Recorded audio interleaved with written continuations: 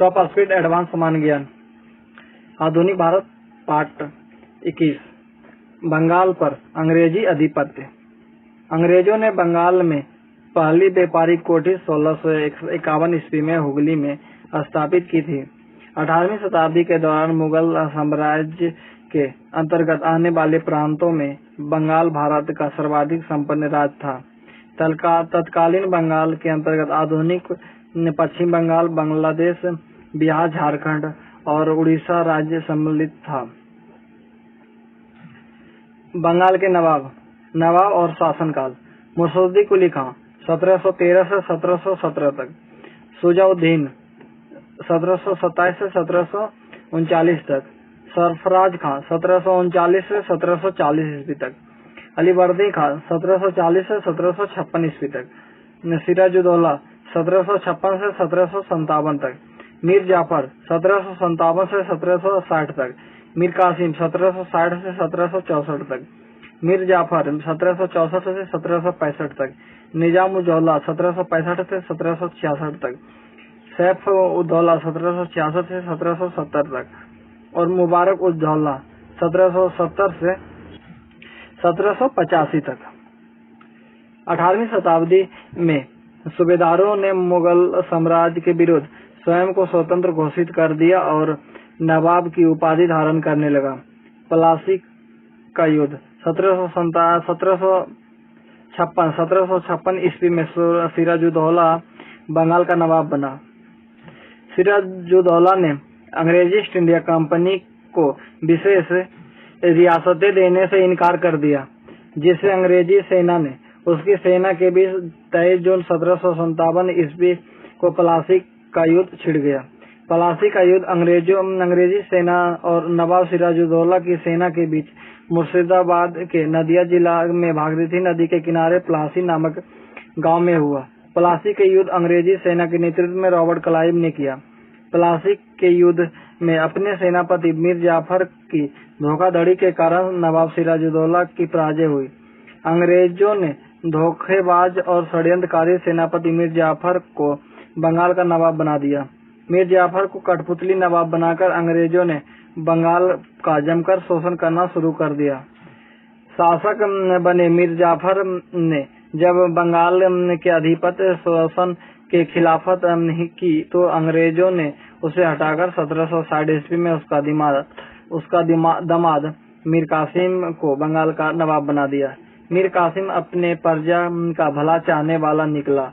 अंग्रेजों के प्रभाव से बचाने के लिए उसने अपनी राजधानी मुर्शिदाबाद से मुंगेर स्थानांतरित कर लिया। ब्लैक होल ट्रेजरी 20 जून 1756 ईस्वी की रात को सिराजुद्दौला के आदेश पर 146 अंग्रेज सैनिक को 18 फुट लंबे 14 फुट 10 इंच चौड़े एक कमरे में बंद कर दिया गया। 23 जून 1756 ईस्वी की सुबह जब उस कमरे को खोला गया तो मात्र 23 सैनिक बचे थे। जेड हॉलवेल द्वारा वर्णित इस घटना को इतिहास में काल कोठरी का त्रासदी या ब्लैक होल ट्रेजरी नाम से जाना जाता है। मीर जाफर एक योग्य शासक था जो अपनी प्रजा का हित चाहता था। बक्सर का युद्ध। मीर कासिम ने अंग्रेजों के खिलाफ जंग का ऐलान कर दिया। मीर कासिम अवध के नवाब शुजाउद्दौला और मुगल सम्राट शाह आलम द्वितीय की सेनाओं की मदद ली। 1764 ईस्वी में अंग्रेजों की सेना और मीर कासिम, शुजाउद्दौला और शाह आलम द्वितीय की संयुक्त सेनाओं के बीच बक्सर का युद्ध छिड़ गया। बक्सर का युद्ध भी अंग्रेजों ने जीत लिया।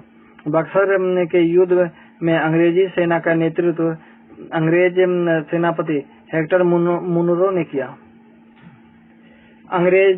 अंग्रेजों ने मीर कासिम की जगह फिर मीर जाफर को बंगाल का नवाब बना दिया। 5 जनवरी 1765 ईस्वी को मीर जाफर की मृत्यु हो गई। अब बंगाल पर सीधे अंग्रेजी आधिपत्य स्थापित हो गया। मुगल बादशाह शाह आलम द्वितीय अंग्रेजों का पेंशनर मात्र बनकर रह गया और अंग्रेजों को बिहार, बंगाल और उड़ीसा का जमकर आर्थिक शोषण करने और शेष भारत पर अपना प्रभाव फैलाने की खुली छूट मिल गई। अंगल मैसूर युद्ध। मैसूर दक्कन का सबसे प्रभावशाली राज्य था। मैसूर के हिंदू शासक नंद राज और देवराज कमजोर शासक सिद्ध हुए। नंद राज्य को हटाकर 1761 ईस्वी में हैदर अली ने मैसूर पर अधिकार कर लिया। हैदर अली ने 1761 से 1764 ईस्वी के बीच सेधा, होजकोट, दौड़, बेलारपुर, चीक, बल्लासपुर, नंदीदुर्ग, कोडीबांडी पर अधिकार कर लिया। 1768 ईस्वी में हैदर अली ने बलाम पर भी अधिकार कर लिया। अंग्रेजों ने हैदर अली की बढ़ती शक्ति देखकर निजाम और मराठों को अपनी तरफ मिलाकर युद्ध की घोषणा कर दी। प्रमुख आंग्ल मैसूर युद्ध। प्रथम आंग्ल मैसूर युद्ध 1767 से 69 के बीच हुआ। गवर्नर जनरल लॉर्ड बेरेस्ट था। द्वितीय आंग्ल मैसूर युद्ध 1780-84 में हुआ। उस समय गवर्नर जनरल लॉर्ड बारिंग हेस्टिंग्स था। तृतीय आंग्ल मैसूर युद्ध 1792 में हुआ। उस समय गवर्नर जनरल लॉर्ड कर्नवालिस था। चतुर्थ आंग्ल मैसूर युद्ध 1799 में हुआ। उस समय गवर्नर जनरल लॉर्ड बेलेजली था। प्रथम आंग्ल मैसूर युद्ध मद्रास की संधि से 1769 ईस्वी में समाप्त हुआ। द्वितीय आंग्ल मैसूर युद्ध मंगलूर की संधि से 1784 ईस्वी में समाप्त हुआ। तृतीय आंग्ल मैसूर युद्ध श्रीरंगपट्टनम की संधि से 1792 ईस्वी में समाप्त हो गया। प्रथम आंग्ल मैसूर युद्ध 1767 से 1769। अप्रैल 1767 ईस्वी में निजाम, मराठा और अंग्रेजों की सेना ने संयुक्त रूप से हैदर अली पर आक्रमण कर दिया, पर निजाम शीघ्र ही पाला बदल कर हैदर अली से मिल गया। ढुलमुल नीति वाले निजाम पुनः अंग्रेजों से जा मिले। 1768 ईस्वी में हैदर अली ने मंगलौर और बम्बई पर पुनः कब्जा कर लिया। मार्च 1769 ईस्वी में हैदर अली की सेना मद्रास तक पहुंच गई। मजबूरन अंग्रेजों को 4 अप्रैल 1769 ईस्वी को हैदर अली से मद्रास की संधि करनी पड़ी। द्वितीय आंग्ल मैसूर युद्ध 1780 से 1784। द्वितीय आंग्ल मैसूर युद्ध हैदर अली और सर आयर कूट के नेतृत्व में अंग्रेजी सेना के बीच 1780 ईस्वी में युद्ध शुरू हुआ। 1781 ईस्वी में सर आयर कूट ने हैदर अली को पोर्टोनोवा में हरा दिया। 7 दिसंबर 1782 ईस्वी में युद्ध में लगे घाव के कारण और युद्ध में हार से मिले सदमे से हैदर अली की मृत्यु हो गई। टीपू सुल्तान, जो योग्य व पराक्रमी था, वो हैदर अली का पुत्र था, मैसूर का नया शासक बना। 1782 ईस्वी में टीपू सुल्तान मैसूर का शासक बना। 1784 ईस्वी में टीपू सुल्तान और अंग्रेजों के बीच मंगलूर की संधि हुई और द्वितीय आंग्ल मैसूर युद्ध की समाप्ति हुई। 1787 ईस्वी में अपनी राजधानी श्रीरंगपट्टनम में टीपू सुल्तान ने बादशाह की उपाधि धारण की। टीपू ने अपनी राजधानी श्रीरंगपट्टनम में स्वतंत्रता का वृक्ष लगवाया था। टीपू ने फ्रांसीसी संस्था जैकोबिन क्लब की सदस्यता भी स्वीकार की थी। तृतीय आंग्ल मैसूर युद्ध 1790 से 93। टीपू सुल्तान के ऊपर यह युद्ध इस इल्जाम के साथ अंग्रेजों ने सौंप दिया कि वह फ्रांसीसियों से मिलकर उनके विरुद्ध सांठगांठ कर रहा है। युद्ध शुरू होने के पूर्व अंग्रेजों ने मराठों एवं निजाम के साथ मैत्री संधि कर ली, जिसे त्रिगुट संधि के नाम से जाना गया। मराठों के साथ लॉर्ड कर्नवालिस ने जून 1790 ईस्वी में मैत्री संधि पर हस्ताक्षर कर दिया था। निजाम के साथ लॉर्ड कर्नवालिस ने 4 जुलाई 1790 ईस्वी में मैत्री संधि पर हस्ताक्षर किया था। टीपू सुल्तान को अंग्रेजों से 1793 ईस्वी में भारी दबाव के बीच श्रीरंगपट्टनम की संधि करनी पड़ी। 1794 ईस्वी में टीपू को युद्ध का हर्जाना 3 करोड़ रुपया देना पड़ा। श्रीरंगपट्टनम की संधि के अनुसार टीपू को अपना आधा राज्य अंग्रेजों को देना पड़ा, साथ ही अपने 2 पुत्रों को भी अंग्रेजों के अधीन बंधक के रूप में रखना पड़ा। श्रीरंगपट्टनम की संधि ने मैसूर को आर्थिक व सामरिक रूप से कमजोर कर दिया था। चतुर्थ आंग्ल मैसूर युद्ध 1799 में। इस युद्ध के समय अंग्रेजी कंपनी का गवर्नर जनरल लॉर्ड बेलेजली था। इस युद्ध के दौरान 4 मई 1799 ईस्वी को बहादुरी से अंग्रेजी सेना के खिलाफ लड़ते हुए टीपू सुल्तान वीरगति को प्राप्त हो गया। आंग्ल सिख संबंध। सिखों के 10 गुरुओं के गुरुपद अवधि। नंबर 1, गुरु नानक देव। सतगुरु नानक देव 1496 से 1539 तक। गुरु अंगद 1539 से 1552।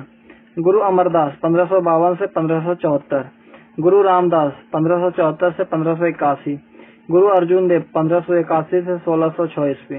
गुरु हरगोविंद 1606 से 1645 ईस्वी।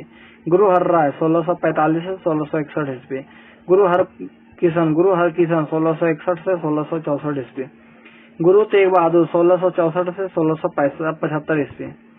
गुरु गोविंद सिंह 1675 से 1708 ईस्वी। गुरु नानक देव सिखों के प्रथम गुरु ने सिख संप्रदाय की स्थापना की। गुरु नानक का जन्म 15 अप्रैल 1469 ईस्वी में ननकाना साहिब वर्तमान में पाकिस्तान में हुआ था। उनके पिता का नाम कालो मेहता, मां का नाम तृप्ता था।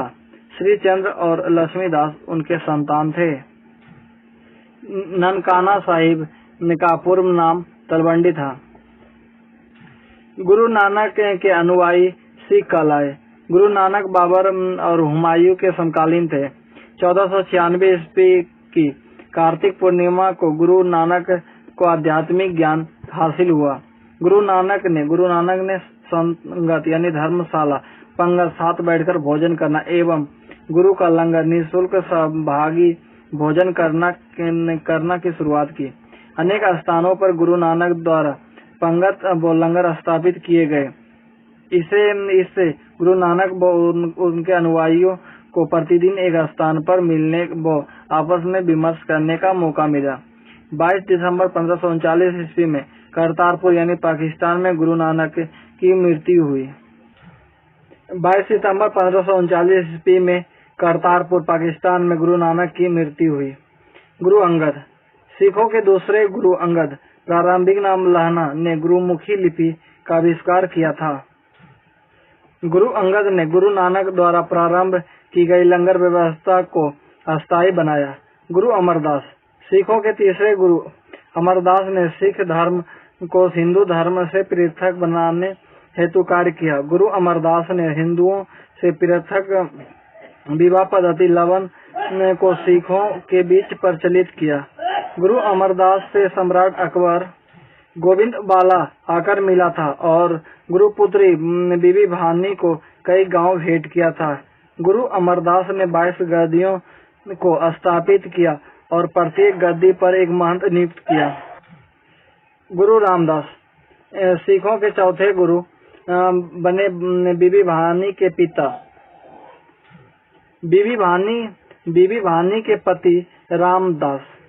अकबर ने गुरु रामदास की पत्नी बीबी भानी को 500 बीघा जमीन भेंट की। इस भूमि पर गुरु रामदास ने अमृतसर सरोवर नामक जलाशय खुदवाया और आगे चलकर यही अमृतसर नगर बसाया गया। गुरु रामदास ने अपने तीसरे पुत्र अर्जुन को गुरु पद सौंपकर गुरु पद को पृथक बना दिया।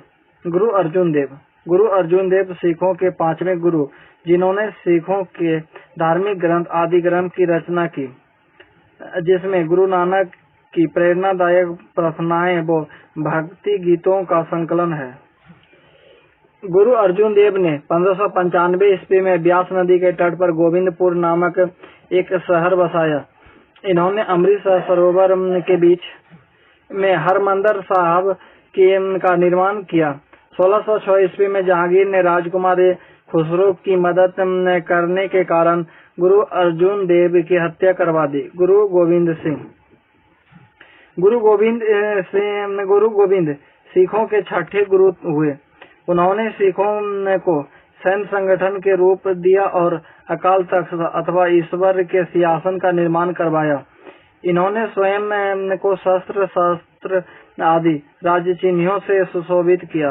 ये स्वयं 2 तलवार बांधकर गद्दी पर बैठते थे और अपने दरबार में इन्होंने नगाड़ा बजाने की व्यवस्था की थी। गुरु हरगोविंद ने अमृतसर की किलेबंदी करवाई थी। गुरु हर्राय सिखों के 7वें गुरु थे। इनसे मिलने दारा सिखों आया था जिसे आशीर्वाद भी दिया। जिसे इन्होंने आशीर्वाद भी दिया। गुरु हरकिशन सिखों के 8वें गुरु हुए। इनकी मृत्यु चेचक से हो गई और इनको औरंगजेब ने दिल्ली बुलवाकर इनसे गुरु पद के बारे में जानकारी मांगी। गुरु तेग बहादुर सिखों के 9वें गुरु हरकिशन के पुत्र गुरु तेग बहादुर ने औरंगजेब की हिंदू विरोधी नीतियों का विरोध किया था।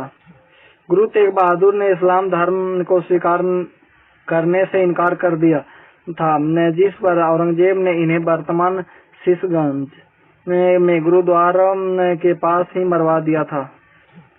गुरु गोविंद सिंह सिखों के 10वें एवं अंतिम गुरु थे। गुरु गोविंद सिंह का जन्म 1666 ईस्वी में पटना में हुआ था। गुरु गोविंद सिंह 1699 ईस्वी में बैसाखी के दिन खालसा पंथ की स्थापना की थी। इन्होंने पाहुल प्रणाली की भी शुरुआत की। इन प्रणाली में दीक्षित होने वाले व्यक्ति को खालसा कहा जाता था। गुरु गोविंद सिंह ने स्वयं को सच्चा पातशाह कहा। इन्होंने सिखों के धार्मिक ग्रंथ आदि ग्रंथ की नवीन रूप प्रदान किया और व्यवस्था दी कि अब गुरु बानी सिख संप्रदाय के गुरु का कार्य करेगी। सिखों के 5 ककार कंघा, केस, किरपान, कच्छा और कड़ा। गुरु गोविंद सिंह ने प्रत्येक सिख के लिए 5 ककार अनिवार्य कर दिया था और सभी को अपने नाम के अंत में सिंह शब्द जोड़ने का आदेश दिया। गुरु गोविंद सिंह का निवास स्थान आनंदपुर साहिब और उनकी कार्यस्थली थी पाओता। गुरु गोविंद सिंह के 2 पुत्रों फतेह सिंह और जोरावर सिंह को सरहिंद में मुगल फौजदार वजीर खान ने दीवार में चुनवा दिया था। 1708 ईस्वी में नांदेड़ नामक स्थान पर गुल खान नामक एक पठान ने छुरा मारकर गुरु गोविंद सिंह की हत्या कर दी थी। बंदा बहादुर का जन्म 1670 ईस्वी में पूंछ जिले के रजौली गांव में हुआ था। बंदा बहादुर के बचपन का नाम लक्ष्मण दास था। इनके पिता का नाम रामदेव भारद्वाज था जो राजपूत थे। बंदा बहादुर ने मुगलों से टक्कर ली। इनका उद्देश्य पंजाब में एक सिख राज्य स्थापित करना था। बंदा बहादुर ने लोहगढ़ को अपने उद्देश्य हेतु राजधानी बनाया। बंदा बहादुर के गुरु नानक एवं गुरु गोविंद सिंह के नाम के सिक्के भी चलवाया। बंदा बहादुर ने मुगल फौजदार बाजीर खां की हत्या कर दी थी। कतलगढ़ी नाम से विख्यात शाहदरा में बंदा ने हजारों मुगल सैनिकों का कत्लेआम कर दिया था। 1716 ईस्वी में मुगल बादशाह फारुखसियर ने गुरुदासपुर के नांगल नामक स्थान पर बंदा सिंह की हत्या करवा दी। बंदा सिंह की मृत्यु के पश्चात सिख कई टुकड़ों में बढ़ गया। नवाब कर्पूर सिंह 1748 ईस्वी में नवाब कर्पूर सिंह की पहल पर सभी सिख टुकड़ी का एक दल खालसा में विलय हो गया। जस्सा सिंह अहलूवालिया के नेतृत्व में दल खालसा को रखा गया। मिसल बाद में दल खालसा 12 मिसलों में विभक्त हो गया जिन्हें मिसल कहा गया। 12 दलों में विभक्त हो गया जिन्हें मिसल कहा गया। अरबी भाषा के शब्द मिसल का अर्थ होता है बराबर लोगों का संगठन। 1760 ईस्वी के बाद से पंजाब में मिसलों का प्रभाव बढ़ने लगा, जबकि 18वीं सदी के अंतिम वर्षों में मिसलों विघटित होने लगी थी। सिखों के 12 मिसल व उनके संस्थापक।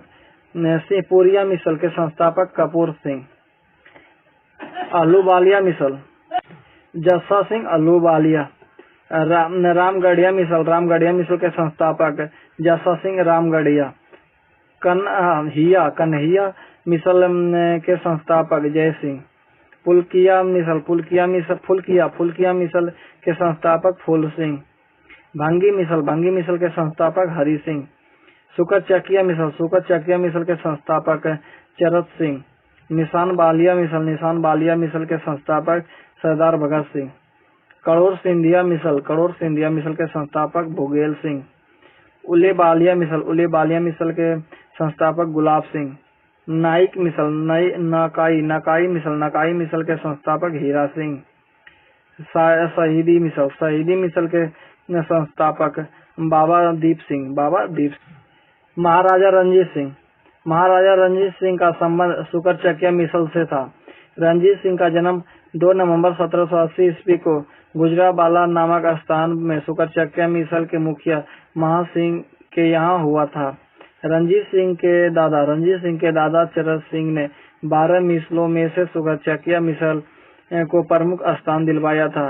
1797 ईस्वी में रंजीत सिंह ने रावी एवं चिनाब प्रदेशों के प्रशासन का कार्यभार संभाला। 1798-99 में अफगानिस्तान के शासक जमान शाह ने रंजीत सिंह को लाहौर का शासक बनाया तथा उन्हें राजा की उपाधि प्रदान की। 1799 ईस्वी में रंजीत सिंह ने लाहौर पर कब्जा कर लिया।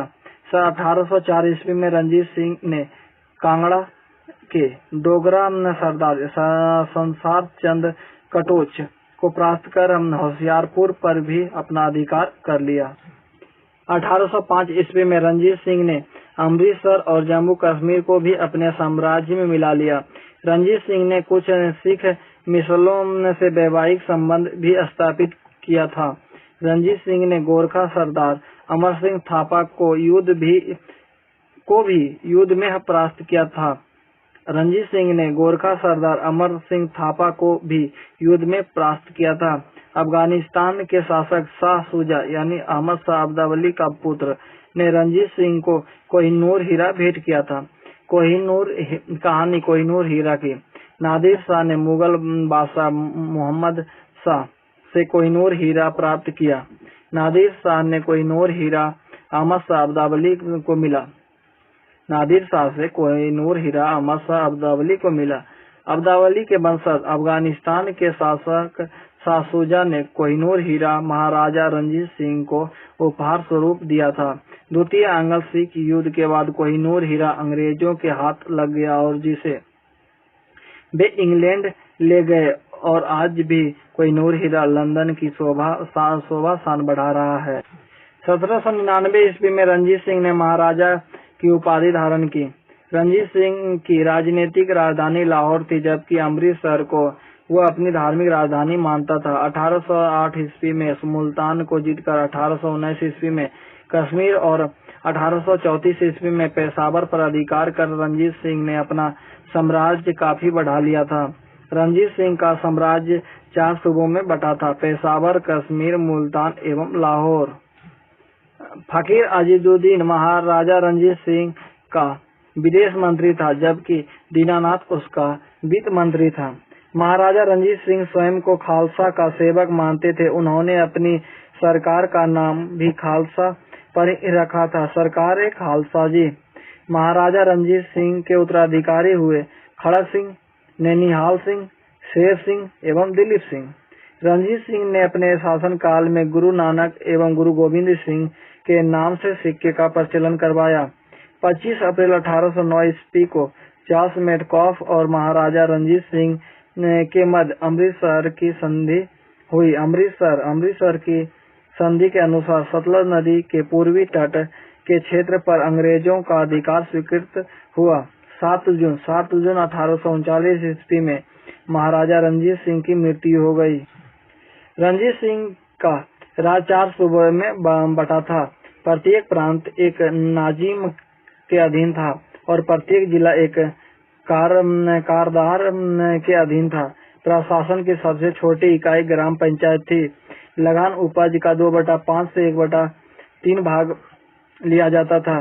फ्रांसीसी यात्री विक्टर जैकमॉन्ट ने रंजीत सिंह की तुलना नेपोलियन बोनापार्ट से की थी। रंजीत सिंह ने अपनी पैदल सेना को फ्रांसीसी सेना अधिकारी एलार्क और बेंचूरा के नेतृत्व में सौंप दिया था।